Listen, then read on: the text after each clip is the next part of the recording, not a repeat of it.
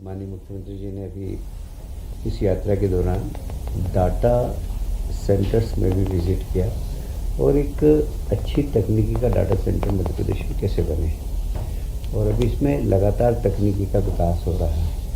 तो मुझे कहते हुए गर्व है कि अभी सरकार ने सांख्यिकी समृद्धि के लिए डेटा सेंटर को फोकस करके एक विश्वसनीय, एक जवाबदार डेटा सेंटर हम बना रहे हैं और शायद वो देश के अच्छे डेटा सेंटर में से एक होगा।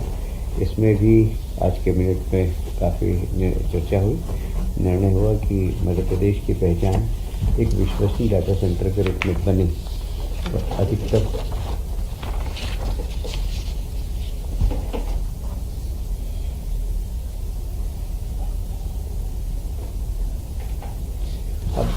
ये सामान्य चीज़ें लोग समझते हैं।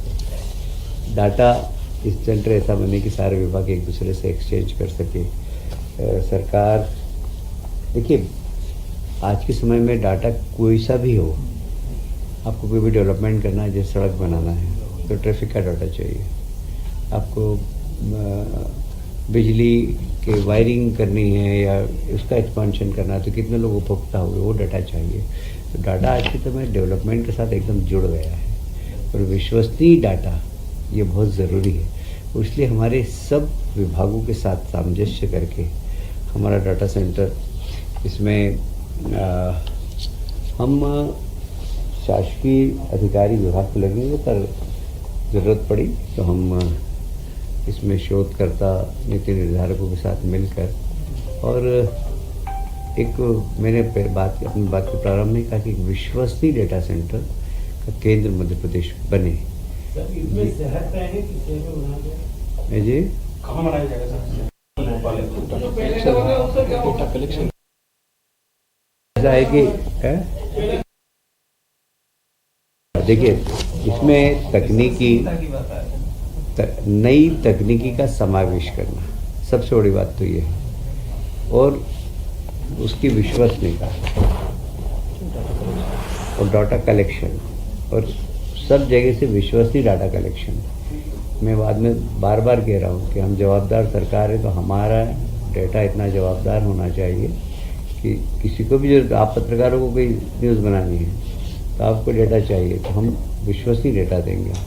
तो इस प्रकार हम एक विश्वसनीय डेटा सेंटर आधुनिक तकनीक का बना रहे हैं, और इस दिशा में अभी माननीय मुख्यमंत्री जी टूर पर गए थे तो उन्होंने काफ़ी विस्तार से इस पर चर्चा की है। Madhya Pradesh power generating company, आप सभी जानते हैं कि सबसे पुराना हमारा गांधी सागर जल विद्युत गृह है, जो हमारी बिजली पानी से बनती है, और मेरा ख्याल है कि इसकी आधारशिला 60 में रखी गई थी, और एक राणा प्रताप राजस्थान का है और हमारा गांधी सागर है। तो ये संयुक्त रूप से काफ़ी पुराना एक हाइड्रो का जल विद्युत उत्पादन केंद्र है।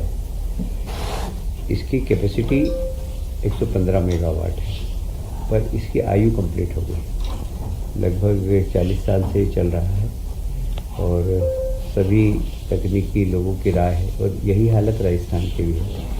राजस्थान सरकार और हमने संयुक्त रूप से मिलकर और इसका नवीनीकरण करने का निर्णय लिया है। तो लगभग इसमें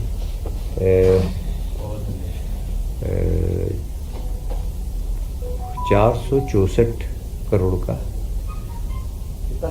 464 करोड़ का बनेगा ये, और इसमें 4 × 43 मेगावाट इसका नवीनीकरण होगा। इसकी जो अनुमानित लागत हो सकती है 573 करोड़ भी। इसमें सरकार का 30% हिस्सा होगा, बाकी लोन से यह 464 दोनों राज्य में। हाँ, और नहीं, उनका अलग अलग है। 464 ऐसा है कि हमारी जो कैपेसिटी वो 115 मेगावाट की है, और राणा प्रताप की 175 मेगावाट की है। तो इनका खर्चा है 573 और हमारा है 464। बढ़ा भी देंगे सर रिन्यूअल में कैपेसिटी बढ़ाएंगे। अभी तो उसी की कैपेसिटी हम बढ़ा रहे हैं, उसको नवीनीकरण कर रहे हैं, बस इतना ही। राजस्थान